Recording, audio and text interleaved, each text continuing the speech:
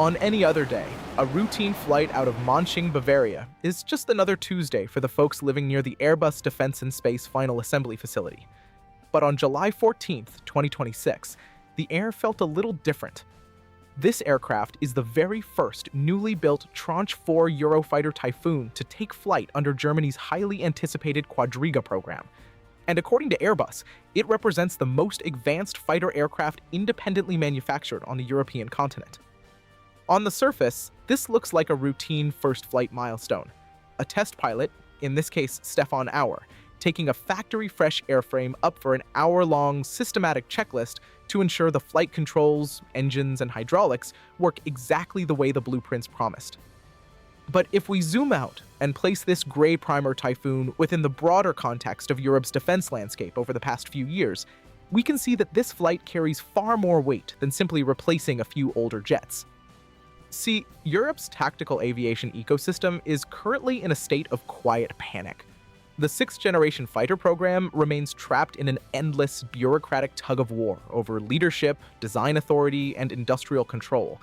Its actual delivery timeline has been pushed back so far, it might not see active service until the 2040s, or even the 2050s. Meanwhile, American-made F-35s are spreading across Europe like wildfire. Even Germany, a proud co-developer of the Typhoon, had to open its checkbook to buy F-35As so they'd have a platform certified to carry US B-61 nuclear bombs. At the same time, Berlin is facing a massive looming capability gap as their legendary Panavia Tornado electronic warfare jets reach the absolute end of their structural lives. So this new Tranche 4 isn't just another routine upgrade for the Typhoon. It is a technological and industrial lifeline, a way for Europe's sovereign aerospace sector to keep its head above water while being squeezed by American stealth on one side and its own stalled next-gen programs on the other. So today, let's talk about Germany's new Tranche 4 Eurofighter and try to understand what this means for the future of European air power. Back to 1983, the Cold War was still very much alive, and the air forces of Western Europe were staring down the barrel of a massive Soviet frontline aviation threat. The United Kingdom, West Germany, Italy, and Spain realized that relying entirely on American-made F-15s and F-16s was a strategic vulnerability. They wanted a European solution, a highly agile, twin-engine air superiority fighter built specifically to dominate the European theater. So they launched the Future European Fighter Aircraft program. Now, if you know anything about European defense collaborations, you know that getting multiple countries to agree on a single set of requirements is about as easy as herding cats. By 1985, France decided they wanted a lighter, carrier-capable fighter that could use French-made Snecma engines. The other nations wanted a heavier, land-based interceptor. So France packed up its drawing boards, walked out of the room, and went on to design the Rafale, which, to be fair, turned out to be an incredible aircraft in its own right. But the remaining partners pushed forward. They set up Eurofighter Jagdflugzeug GmbH to manage the project, and on March 27, 1994, the first prototype took to the skies, right out of Manching, the exact same runway where Serial 3402 just made its debut. By 2003, the production Typhoons were finally entering service, but because this aircraft was designed by a consortium, its evolution didn't happen all at once. Instead, it was broken down into tranches, which is basically just a fancy European word for production blocks or developmental phases. Let's break down how we got here. Tranche 1, 2003 to 2008. These were pure, old-school air interceptors.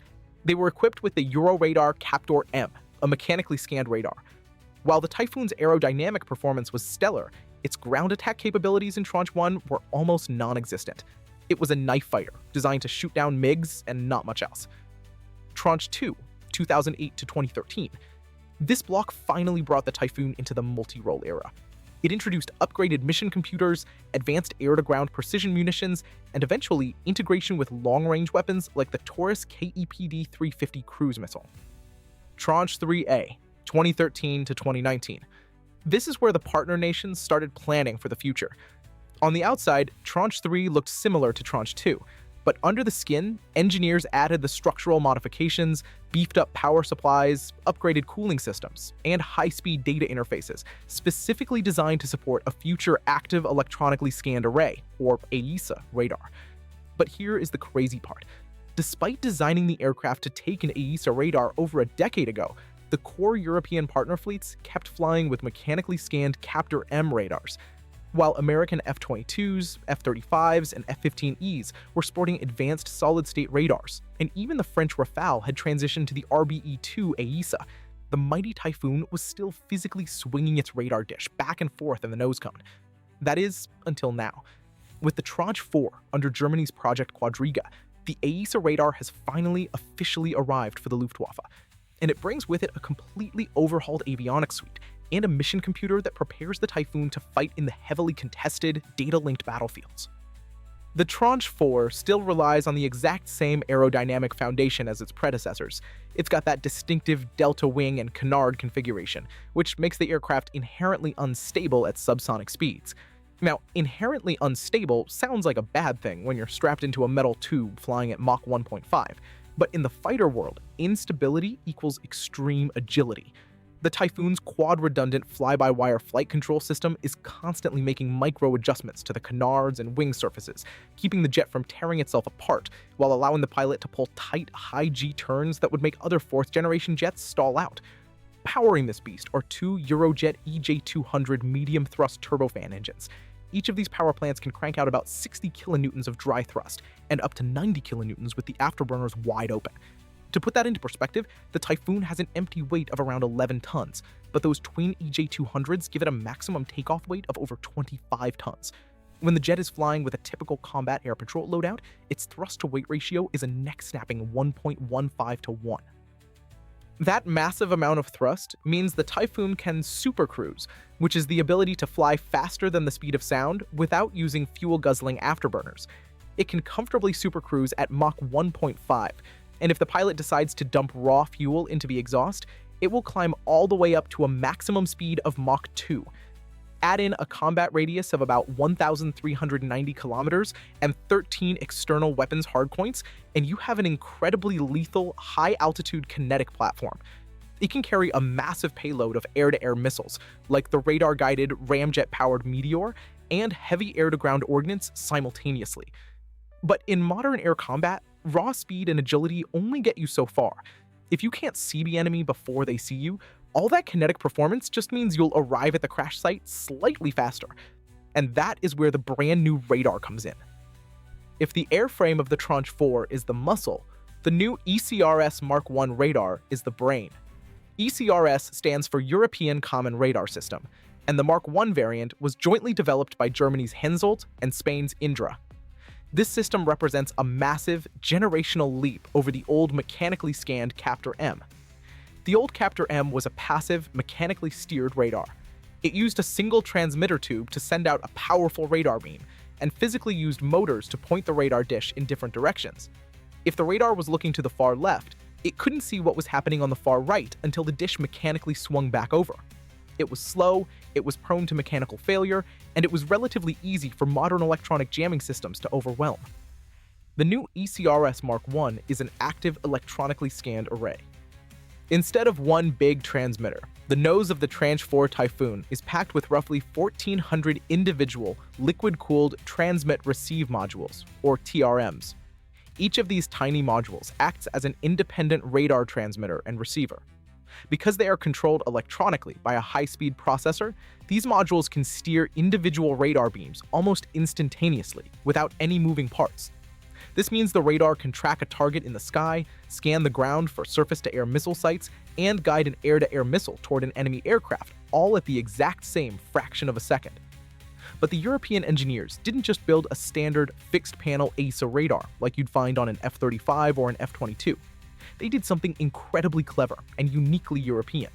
They mounted the AESA array onto a mechanical rotating swash plate positioner. Now, this sounds like a contradiction. Didn't we just say the whole benefit of an AESA is having no moving parts? Well, yes, but a fixed AESA radar panel has a physical limitation. It can only steer its radar beam electronically up to about 60 degrees off-center. Anything past that, and the radar beam loses its shape and effectiveness. By mounting the AESA array on a mechanical repositioner, the Typhoon can physically tilt the entire radar face left, right, up, or down. This gives the radar an incredibly wide field of view. While a fixed AESA radar gives you about 120 degrees of total coverage, the Typhoon's hybrid system can scan up to plus or minus 90 degrees electronically, combined with the mechanical tilt, to provide a total field of view of nearly 200 degrees. To put that into tactical terms, a Typhoon pilot can lock onto an enemy aircraft, fire a long-range meteor missile, and then turn their jet nearly 90 degrees away to fly perpendicular to the threat, a maneuver called beaming that helps break the enemy's radar lock. Because their radar face can turn so far to the side, the Typhoon can keep transmitting mid-course guidance updates to its own missile, even while flying away from the target. Hensoldt also integrated a brand new digital multi-channel receiver and broadband TRMs into the Mark 1. This doesn't just improve detection range, which is rumored to easily exceed 200 kilometers against a standard fighter-sized target, it also turns the radar into a potent electronic warfare weapon. The radar can detect, classify, and high-power jam enemy radar systems, giving the Typhoon a level of electromagnetic self-protection that older fourth-generation fighters could only dream of. But why is Germany investing billions of euros to buy 38 brand new Tranche 4 Eurofighters right now? After all, didn't they just agree to buy the F-35? Well, it all comes down to a very delicate, highly political balancing act. First, let's talk about the immediate operational need. The Luftwaffe's oldest Eurofighters, the Tranche 1s, were built in the early 2000s. They are pure air-to-air platforms with aging mechanically scanned radars, and they are rapidly running out of airframe hours. Project Quadriga is designed to directly replace those retiring Tranche 1s with highly capable multi-role Tranche 4s, ensuring the Luftwaffe doesn't lose raw fighter numbers over the next decade. But there is a much bigger, more uncomfortable element in the room: Europe's next-generation fighter program, FCAS. FCAS, or the Future Combat Air System, is supposed to be a Franco-German-Spanish system of systems, featuring a piloted 6th-generation stealth fighter operating alongside autonomous, loyal wingman drones. But FCAS has been plagued by massive political and industrial infighting. Dassault Aviation in France and Airbus in Germany have spent years arguing over who gets to design the flight control systems, who owns the intellectual property, and how the workshare is distributed. Because of those delays, nobody realistically expects to see an operational FCAS fighter squadron before 2040, and many people think 2045 or 2050 is a much safer bet. So Germany had a choice. They could either let their domestic military aviation industry wither away while waiting for a 6th-generation jet that might be 20 years late, or they could double down on the Eurofighter. By ordering the Tranche 4 and signing contracts for even more advanced Tranche 5 Eurofighters later down the line, Berlin is keeping the production lines in Manching alive. They are keeping European aerospace engineers employed, maintaining sovereign industrial capabilities, and ensuring that if FCAS eventually falls apart entirely, Europe still has a highly capable, continuously modernized fighter program to fall back on. And the Tranche 4 is designed specifically to act as a bridge to that next generation. Airbus has redesigned the cockpit and mission computers of the Tranche 4 to allow it to integrate with future unmanned systems. The jet is designed to operate with manned-unmanned teaming, or MUM-T, where a single-piloted Typhoon can act as an airborne command and control node for a swarm of cheaper, semi-autonomous, loyal wingman drones. This means that even if Europe's 6th-generation fighter is decades away, the Luftwaffe can start developing, testing, and mastering the tactics of drone-integrated air warfare using the Tranche 4 Typhoon as their primary testbed. So, what is the bottom line here? When Airbus calls the Tranche 4 the most advanced fighter aircraft independently manufactured in Europe, they are telling a story that is both incredibly impressive and deeply sobering. On one hand, it is absolutely true. The Typhoon is a kinetic monster. In terms of speed, altitude, climbing performance, and raw thrust-to-weight ratio, it can run circles around almost any other fighter on the planet, including the F-35. And with the addition of the ECRS Mk1 AESA radar, it finally has the sensor suite, electronic warfare capabilities, and long-range targeting systems to match that world-class aerodynamic performance. But on the other hand, the word European itself reveals the uncomfortable reality of modern defense acquisitions. The Typhoon was born out of a Cold War requirement to build a sovereign European alternative to American dominance. But because of Europe's fragmented defense market, political bickering, and sluggish development cycles, it took more than 20 years from the aircraft's introduction to finally get a modern AESA radar into the nose of a German Luftwaffe Eurofighter. In that same timeframe, the US has built and fielded hundreds of F-22s and thousands of F-35s, establishing a massive lead in low observable stealth technology and sensor fusion. The Tranche 4 Typhoon is a highly capable, incredibly lethal 4.5 generation fighter. It will serve Germany, Spain, and its partner air forces exceptionally well for the next 30 years, carrying the bulk of their air defense burden. But it also serves as a stark reminder of just how difficult it is for Europe to build and maintain its own sovereign defense industrial base without relying on Uncle Sam. But I want to know what you guys think.